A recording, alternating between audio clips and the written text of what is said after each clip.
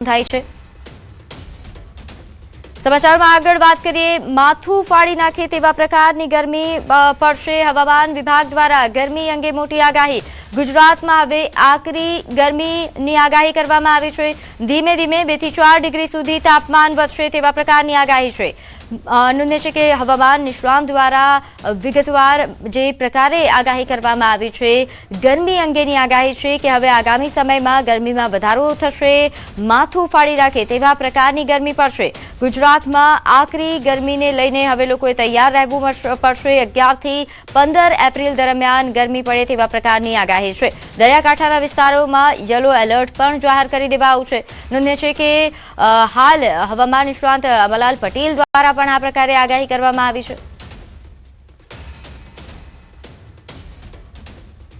आगे का जो अगले 7 दिन के लिए आज का फोरकास्ट है 9 से लेकर 15 अप्रैल तक, इसमें मौसम आमतौर पर शुष्क रहने का पूर्वानुमान दिया गया है और लघुत्तम तापमान जो है ग्रेजुअल राइज रहेगा, धीरे धीरे बढ़ेगा। टेम्परेचर 2 से 4 डिग्री सेंटीग्रेड टेम्परेचर बढ़ेगा अगले 4 दिन। सौराष्ट्र कच्छ और जो गुजरात की जो तटीय क्षेत्र है, इसमें आपका आर्द्र मौसम और गर्म रहने की संभावना रहेगी। इसके लिए हम डे 3 से लेकर डे 7 तक हॉट एंड ह्यूमिड वेदर के पूर्वानुमान दिया गया है। इसमें येलो वार्निंग भी दिया गया है। तो કાળઝાળ ગરમી માટે તૈયાર રહેજો। ગરમી અંગે અંબાલાલ પટેલની મોટી આગાહી। આગામી દિવસોમાં ગરમીનું પ્રમાણ વધશે। આગામી 7 દિવસ વાતાવરણ સૂકું રહેશે। 15 એપ્રિલ સુધી ગરમીમાં 2 થી 3 ડિગ્રીનો વધારો થશે। 20 એપ્રિલ સુધી ઉત્તર અને મધ્ય ગુજરાતમાં ભારે ગરમી પડશે। 42 ડિગ્રી સુધી તાપમાન પહોંચે તેવી આગાહી છે।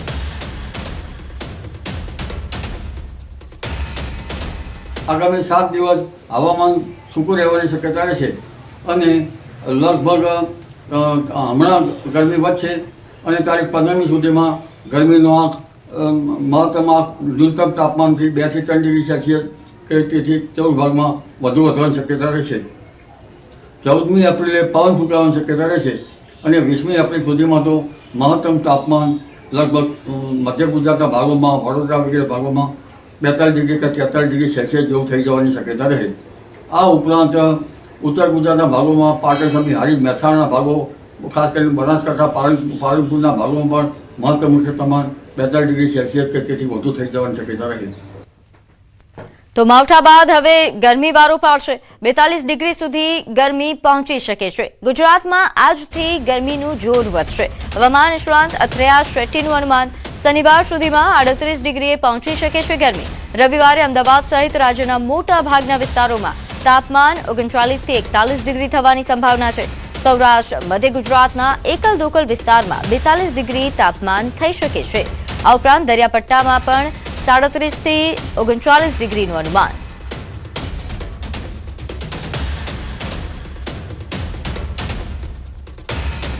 તો માવઠા બાદ હવે ગરમીનું પ્રમાણ વધશે। ખાસ કરીને જો વાત કરવામાં આવે દરિયાકાંઠાના જે વિસ્તારો છે ત્યાં પણ 37 થી 39 ડિગ્રીનું તાપમાન પહોંચે તે પ્રકારનું અનુમાન વ્યક્ત કરવામાં આવી રહ્યું છે। હવામાન નિષ્ણાત અથ્રેયા શેટ્ટીએ જે પ્રકારે અનુમાન કર્યું છે, આજથી જ ગરમીનું પ્રમાણ વધી શકે છે। જેમાં ખાસ જો વાત કરવામાં આવે અમદાવાદ સહિત રાજ્યના મોટા ભાગના વિસ્તારોમાં તાપમાન વધશે।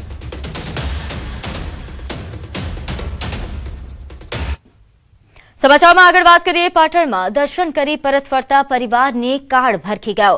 ટેન્કર અને કાર વચ્ચે ભયાનક અકસ્માત સર્જાયો। અકસ્માતમાં એક જ પરિવારના 5 લોકોના મોત થયા। તમામ મૃતકો વારાહી ગામના હોવાનું સામે આવ્યું છે। સાંતલપુરના ગરામડી ગામ નજીક નેશનલ હાઈવે પર આ ઘટના બની। પોલીસે ઘટના સ્થળે પહોંચી વધુ તપાસ હાથ ધરી।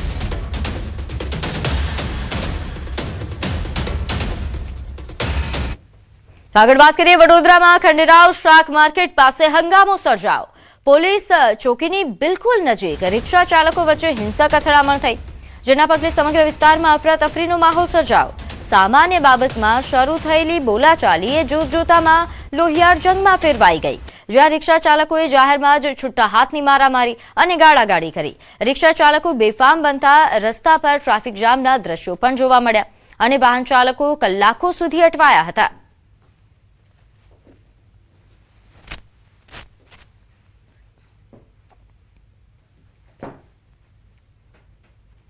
તો હવે વાત કરીશું સ્થાનિક સ્વરાજના સંગ્રામની।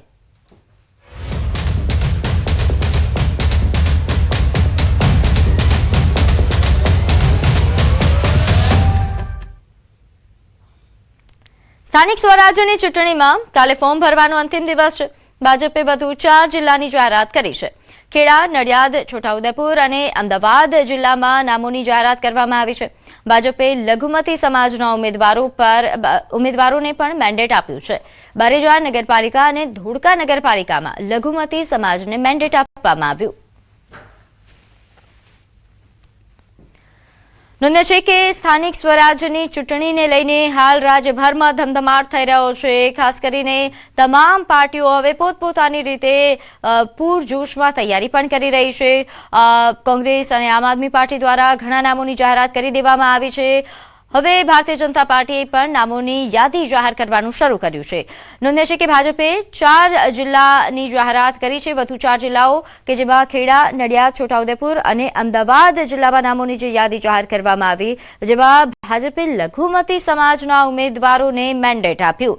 બારેજા નગરપાલિકા અને ધોળકા નગરપાલિકામાં લઘુમતી સમાજને મેન્ડેટ આપવામાં આવ્યું છે. આ ઉપરાંત પણ ઘણા એવા ચર્ચિત નામો છે કે જેમને મેન્ડેટ આપવામાં આવ્યું છે. સ્થાનિક સ્વરાજ્યની ચૂંટણીનું હવે જંગ જામ્યો છે. નોંધ્ય છે કે હવે જ્યારે ફોર્મ ભરવાનો દિવસ નજીક આવી રહ્યો છે, કાલે જ ફોર્મ ભરવાનો અંતિમ દિવસ છે. વધુ વિગત સાથે મારી સાથે સંવાદદાતા ગૌતમ જોડાઈ ગયા છે. ગૌતમ, સ્થાનિક સ્વરાજ્યની ચૂંટણીનો જંગ જામ્યો છે. ભાજપ જે એક બાદ એક હવે નામોની યાદી જાહેર કરી રહ્યું છે.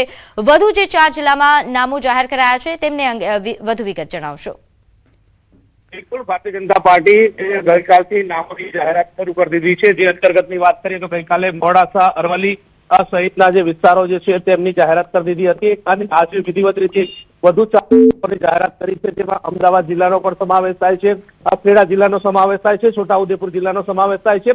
નવનિર્માણ પામેલી જે નડિયાદ મહાનગરપાલિકા છે તેનો પણ સમાવેશ થાય છે.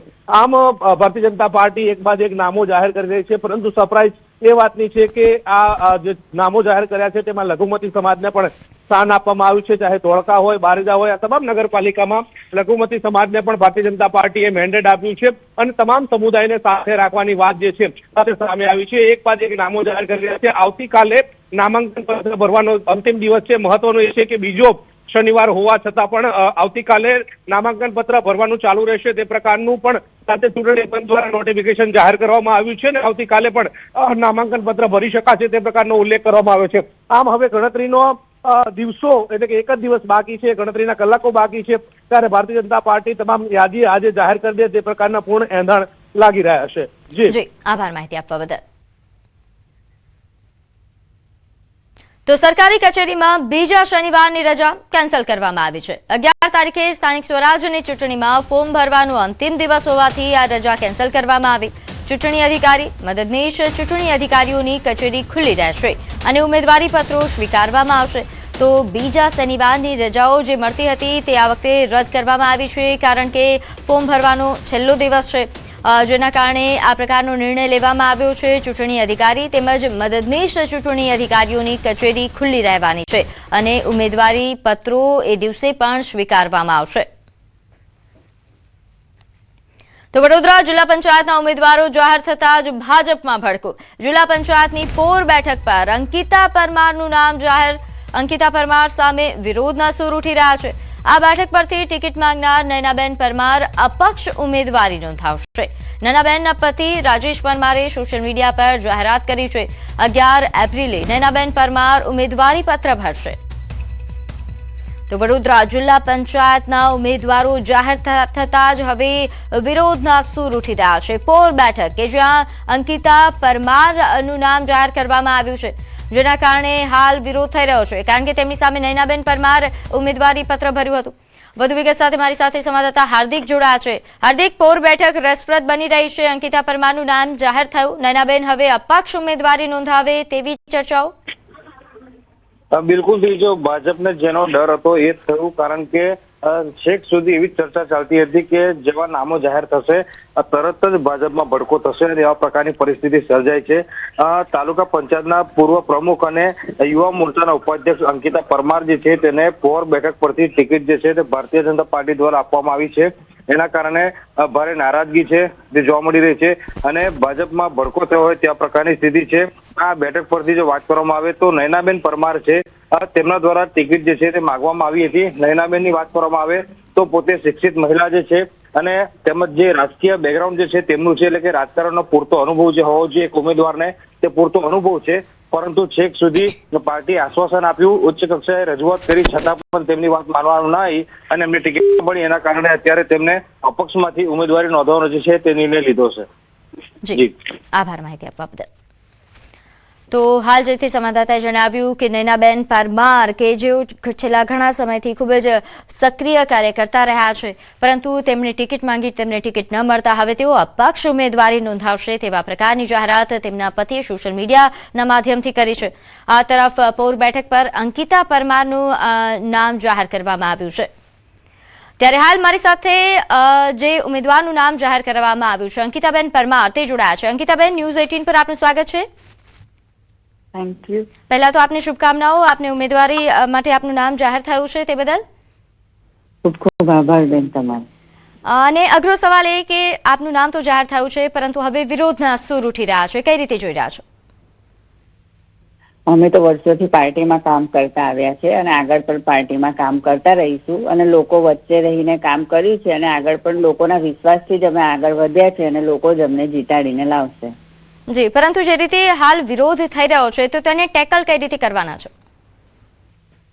વિરોધ થઈ રહ્યો છે એ માણસો પણ આપણા જ છે અને એ પણ કંઈક મૂંઝવણમાં છે અને એ પણ થોડા 2 દિવસમાં સમજી જશે એવો અમને પૂરેપૂરી ખાતરી છે. એટલે વિરોધનો કોઈ પ્રશ્ન આવતો નથી, બધા આપણા પાર્ટીના જ માણસો છે. બિલકુલ. અને અંકિતાબેન, આ ચૂંટણી જીતવા માટેની કેવા પ્રકારની તૈયારીઓ, કયા કયા મુદ્દાઓ લઈને જવાના છો? હું તાલુકા પંચાયત પ્રમુખ તરીકેની ફરજ બજાવી ચૂકી છું, એટલે મને ખાતરી છે કે હું લોકો વચ્ચે રહીને જ અત્યાર સુધીમાં કામ કર્યું છે અને આજે પણ લોકોના સાથ સહકાર સાથે પણ આગળ વધતી રહી છું. અને જે રીતે હું તાલુકામાં કામ કર્યું છે એ જ લગ્નીથી અને એ જ વિશ્વાસથી હું આગળ જિલ્લામાં પણ વધુ સારી રીતે કામ કરવા તત્પર છું. જી, આપના મતે આ વખતે આ કયા મુદ્દાઓ પર વધારે આપ ધ્યાન આપવાના છો? કયા મુદ્દાઓથી લોકોનું ધ્યાન આકર્ષિત થશે? આ વખતે મેઇન મહિલા સશક્તિકરણ છે કે મહિલાઓને આત્મનિર્ભર બનાવવામાં આવે. આપણા મોદીજીનું પણ વિઝન છે કે મહિલાઓને આગળ વધારવી જોઈએ. તો મહિલાઓને પણ હું એ તાલુકામાં પણ અલગ અલગ ટ્રેનિંગ અપાવીને મહિલાઓને પગભર બનાવી છે. એ જ વિઝન સાથે હું જિલ્લામાં પણ વધુ મહિલાઓને જોડીને મહિલાઓ કઈ રીતે આગળ વધી શકે અને ઇન્ડિપેન્ડન્ટ બની શકે એ વિષય પર હું વધારે ફોકસ કરવા માંગુ છું. જી, આભાર અંકિતાબેન, આપ અમારી સાથે જોડાયા તે બદલ. Thank you. તો હાલ જે રીતે ભાજપ તરફથી જે ઉમેદવારનું નામ જાહેર કરવામાં આવ્યું છે અંકિતાબેન પરમાર, તેમની જીતનો વિશ્વાસ વ્યક્ત કર્યો છે અને નયનાબેન પરમાર કે જેઓ હવે અપક્ષ ઉમેદવારી નોંધાવશે, જે વિરોધના સૂરો ઉઠી રહ્યા છે તે અંગે તેમણે જણાવ્યું કે તે પાર્ટીના જ સભ્ય છે, તેમને મનાવવામાં પણ આવી શકે છે. પરંતુ હાલ તો આ બેઠક ખૂબ જ રસપ્રદ બની છે. પૌર બેઠક કે જ્યાં 2 મહિલા ઉમેદવારો વચ્ચે જે જંગ જામશે, કેવા પ્રકારનું પરિણામ લઈને આવશે તે જોવું રહ્યું. પરંતુ હાલ ઘણા બધા મુદ્દાઓ છે પૌર બેઠકો માટે પણ જેના પર સ્થાનિકોનું ધ્યાન છે.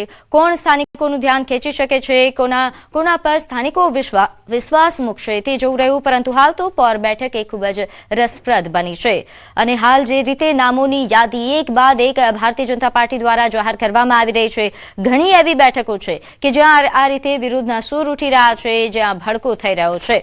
તેવી જ એક બેઠક પૌર બેઠક કે જ્યાં અંકિતા પરમારનું નામ જાહેર થતા નયનાબેન પરમાર નારાજ થયા છે અને હવે તેઓ અપક્ષ ઉમેદવારી નોંધાવશે તેવું તેમના પતિ દ્વારા સોશિયલ મીડિયાના માધ્યમથી જાહેર કરવામાં આવ્યું છે. હવે આ બેઠક પર કેવા પ્રકારનું પરિણામ આવે છે તેના પર સૌ કોઈની નજર રહેશે.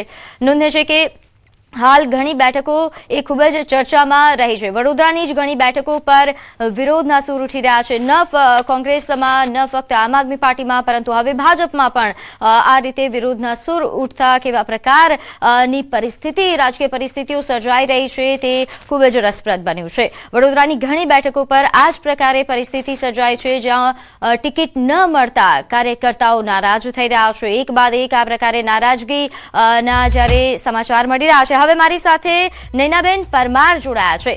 નયનાબેન, ન્યૂઝ 18 પર આપનું સ્વાગત છે. હા નયનાબેન, જે અપક્ષ ઉમેદવારી આપ નોંધાવાના છો તેવા સમાચાર છે, સાચું છે? હા સાચું છે.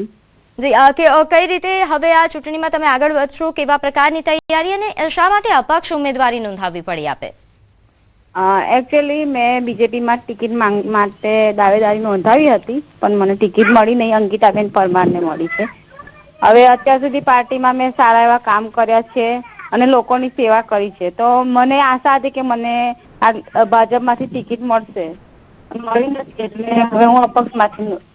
પરંતુ નયનાબેન, એવું કેમ થયું? આટલા વર્ષોની તમારી મહેનત તેમ છતાં ટિકિટ ન મળી?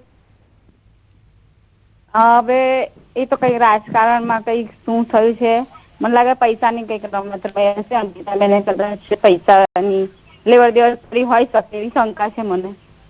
જી, એમણે તો વિશ્વાસનો જીતનો પણ જે વિશ્વાસ વ્યક્ત કર્યો છે, એમની સાથે પણ અમારી વાત થઈ. તેમણે કહ્યું કે ઉમેદવારી મને મળી છે તો હું જીતીને બતાવીશ, અને નયનાબેનને પણ કદાચ મનાવવાની કોશિશ કરી શકાય તેમ છે. મને લડવા માટે રાખી છે અને હું લડીશ હવે, કારણ કે મેં આટલા વર્ષો મારી મહેનત છે તો મારે આગળ વધવું છે ને લડવું છે બસ. લોકોનો વિશ્વાસ મેં જીત્યો છે તો મને આ મારી જીત થશે, એ લોકોની જીત થશે, મારા મતદારોની જીત થશે. બિલકુલ, આપને શુભકામનાઓ. આગળ અચ્છા નયનાબેન, એ પહેલા એક સવાલ એ પણ પૂછવો હતો કે કારણ કે હવે તમે અપક્ષ ઉમેદવારી નોંધાવવાના છો, તો તેને લઈને કેવા પ્રકારની તૈયારીઓ? એ પહેલા શું પાર્ટી સાથે આપની કોઈ ચર્ચા નથી થઈ? ના, પાર્ટી સાથે અમારે કોઈ ચર્ચા નથી, પણ અમે અમારા આગેવાન, અમારા ગામ લોકો સાથે અને અમારા જે પણ મતદારો અમુક વિસ્તારમાં વાત કરી કે અમે લડવાના છે, અને અમે અમારું પ્લાનિંગ કર્યું કે અમે જીતીશું. પણ નયનાબેન, આપે ખૂબ જ ગંભીર આક્ષેપ કર્યો છે કે પૈસાની લેવડ દેવડ હોઈ શકે છે. આ તો ખૂબ જ ગંભીર આક્ષેપ થઈ શકે કહેવાય. ગંભીર એકચ્યુઅલી મેં એવું વિચાર્યું કે મારી મહેનત છે અને ભાજપમાંથી એવું કહે કે નવો ચહેરો લાવવાનો છે અને એકને જેને હોદ્દો મળ્યો છે અને બીજો હોદ્દો નથી આપવાનો, તો પછી એ લોકો પોતાના નિયમોનું ઉલ્લંઘન કેમ કર્યું? બિલકુલ, પોતે જ બનાવેલા નિયમોનો એ લોકોએ એટલે જે નિયમો એમને જાહેર કર્યા હતા એ નિયમોનું જ પાલન નથી કર્યું.